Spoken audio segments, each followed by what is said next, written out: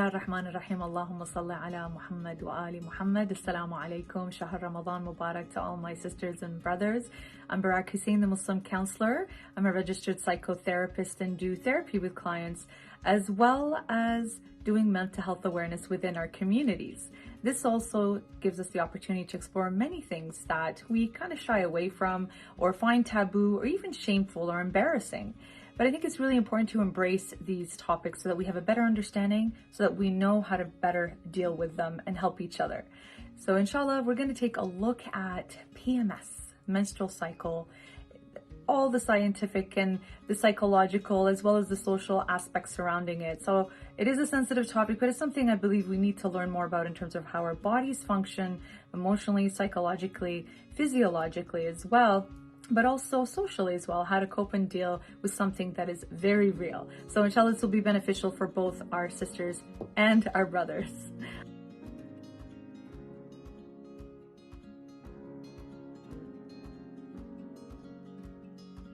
Let's begin. So how real is PMS, and what are some of the common physical as well as psychological experiences women go through because of it? Well, let's explore that a little bit. Premenstrual syndrome is a group of physical and psychological symptoms that start several days before and usually ends a few hours after a menstrual period begins. Premenstrual dysphoric disorder is a form of PMS in which symptoms are so severe that they can actually interfere with work, social activities, including relationships. So PMS includes a combination of the following. So becoming irritable, anxious, moody or depressed, or having headaches or sore, swollen parts of our bodies. So doctors usually base the diagnosis on symptoms which are tracked in a monthly calendar, and looking at, for example, consuming less sugar, salt, and caffeine and exercise, they've shown that could alleviate and relieve some of the symptoms, as does taking certain supplements, pain relievers, birth control pills sometimes, or antidepressants. So because so many symptoms such as bad mood, irritability, bloating, and tenderness in the body have been ascribed to PMS, defining and identifying PMS can be difficult by researchers. So some researchers say that about 20 to 50% of women of childbearing age have PMS, and about 5% have a severe form of PMS, like we said, called the premenstrual dysphoric disorder. So PMS may occur partly because of the following. Estrogen and progesterone levels fluctuate during the menstrual cycle. So some women tend to be more sensitive to these fluctuations.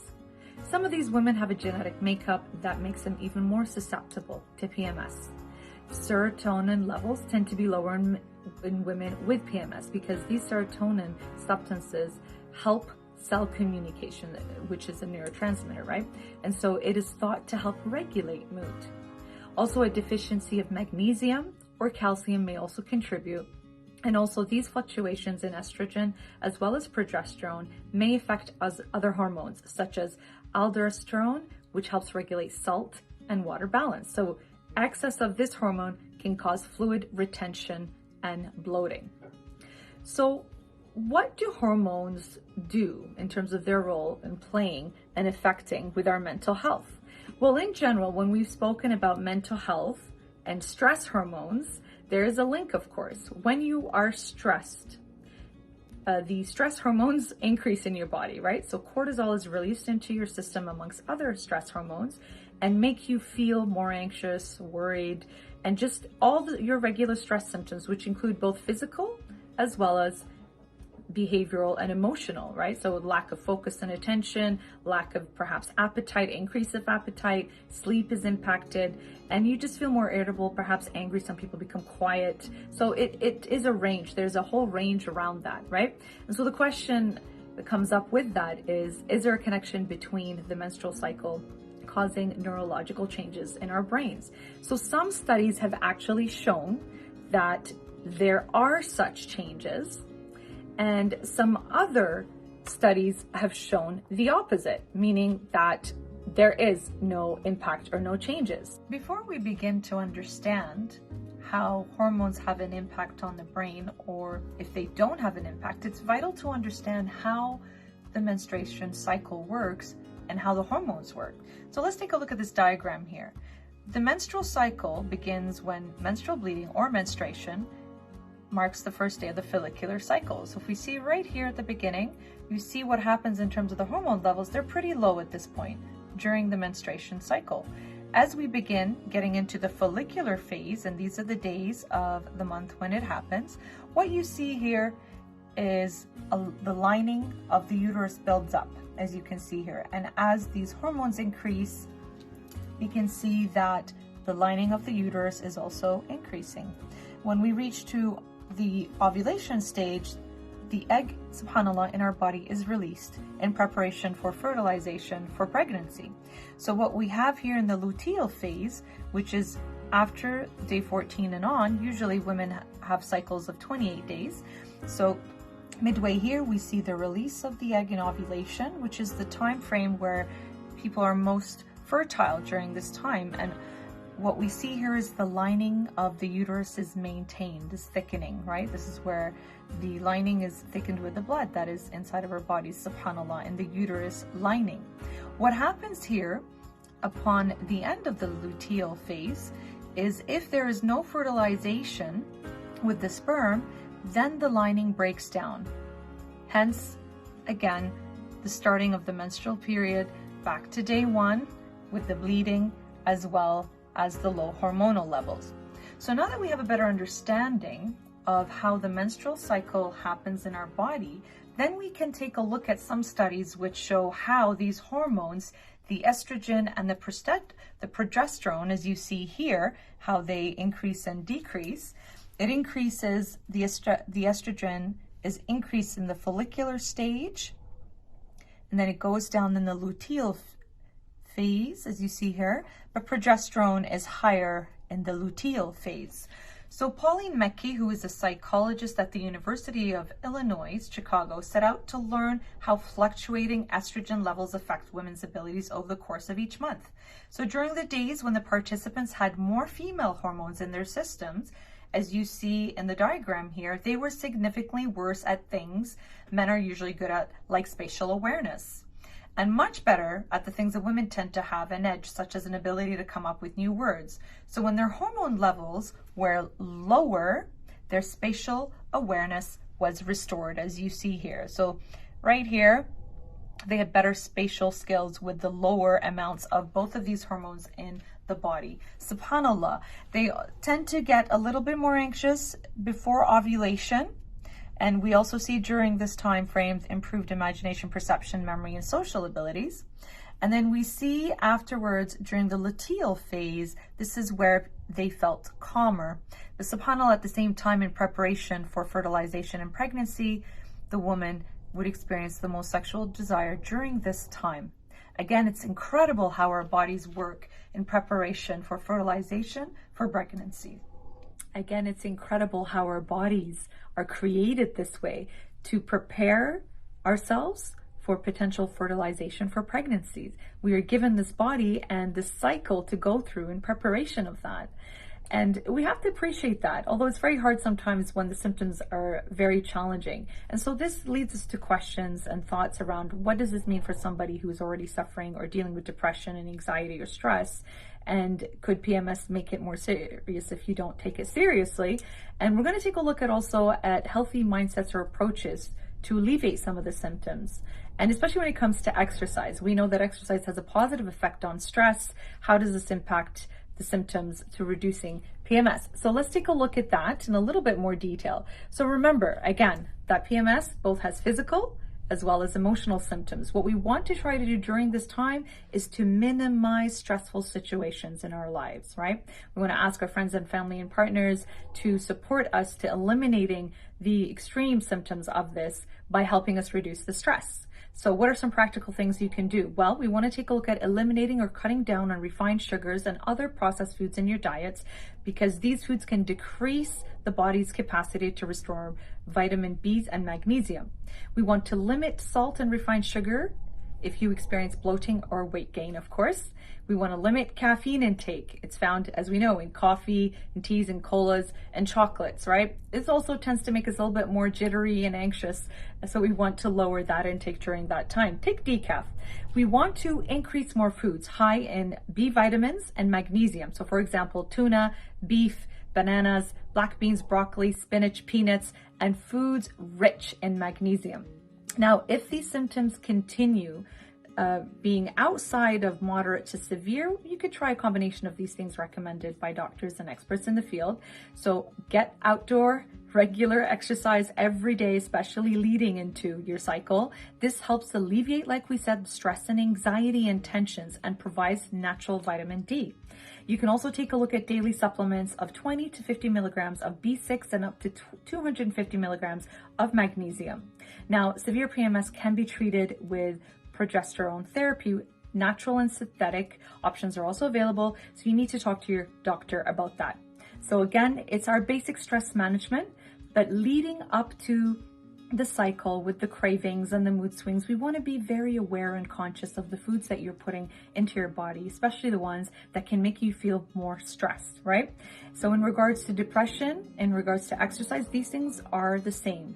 We want to manage our stress and reduce the high level of stress hormones in our bodies in order to manage the hormones that are related and connected to PMS and just feeling good overall. For many Muslims, menstruation is that time of the month that brings a negative toll, not only on our self-esteem, but also our spirituality.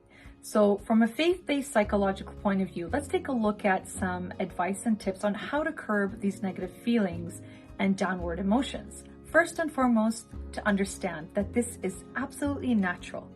This is normal. This is something that we all experience, except some of us experience it a little bit more intensely than others. This again depends what we said on our diet, depends on our stress levels and our circumstances, and of course our genetic predisposition, right?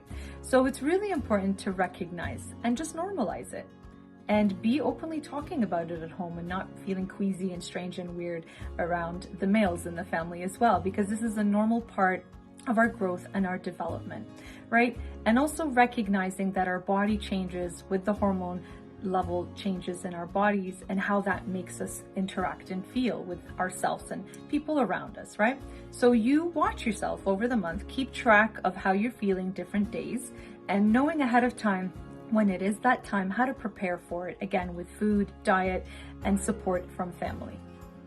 In terms of spirituality, we know during that time we are not fasting or we are not praying. And this is also a command by Allah subhanahu wa ta'ala.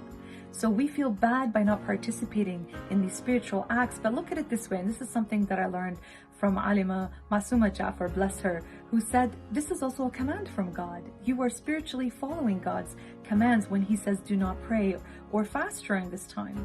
It's also a very trying time on our bodies, and God is giving us that opportunity to rest, but also we can still partake in the spiritual activities of Shahr Ramadan Mubarak, but we just of course cannot touch the words of the Quran, right? So it's important to realize that just because you are during this time of the month, it doesn't mean that you were excluded from the spirituality. You can still do so many other spiritual acts of devotion, including helping other people, charity, taking care of other people, right? In terms of taking care of yourself, there are many different ways of doing that. Again, still doing all the spiritual stuff that you do, except not necessarily praying or touching the Quran. You can still listen to the Quran, recite du'as, and recite Quran as well.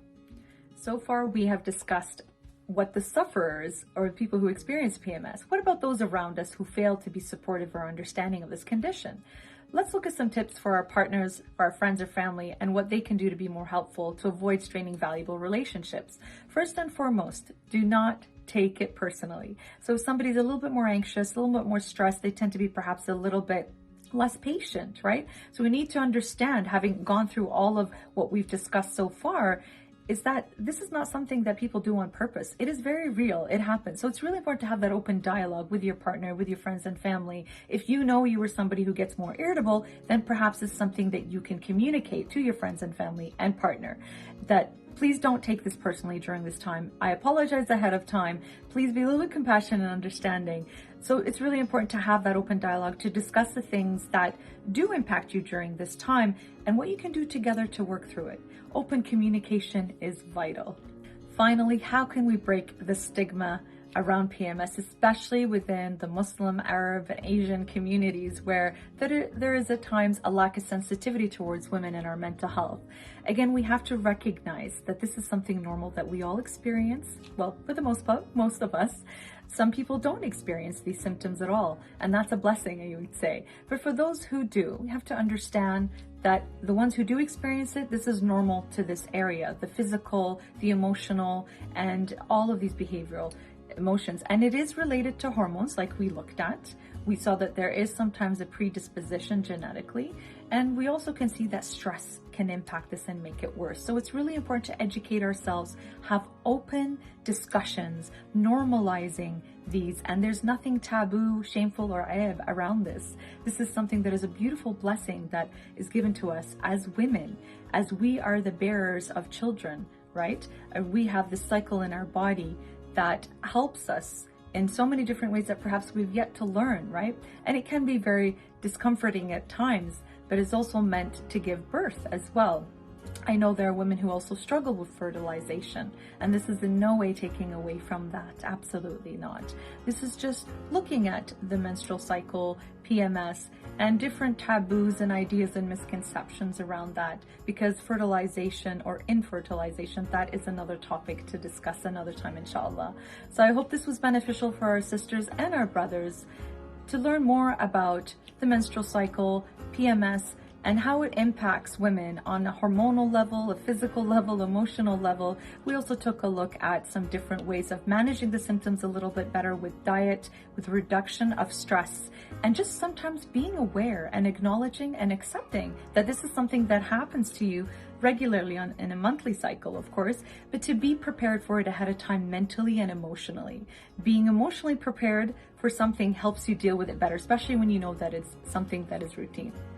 Bless you all, inshallah, and I hope this was very beneficial. It was certainly beneficial for me as I had to research a little bit of the things that I've forgotten about from before. So it's nice to remember and be just in awe, subhanallah, the science that is behind these things that we take for granted. So it's so important to educate ourselves and learn. And I encourage you to read more about this and how it impacts you personally, because of course it varies from woman to woman. And this is something that we need to teach our young girls before they hit the age of puberty, before this happens to them without knowledge of what's happening to their body. So we need to work around the stigma and shame of talking about our body's sexuality and relations in a halal way, of course. And having this education is power and knowledge. Thank you very much. Assalamu alaikum wa rahmatullahi wa barakatuh.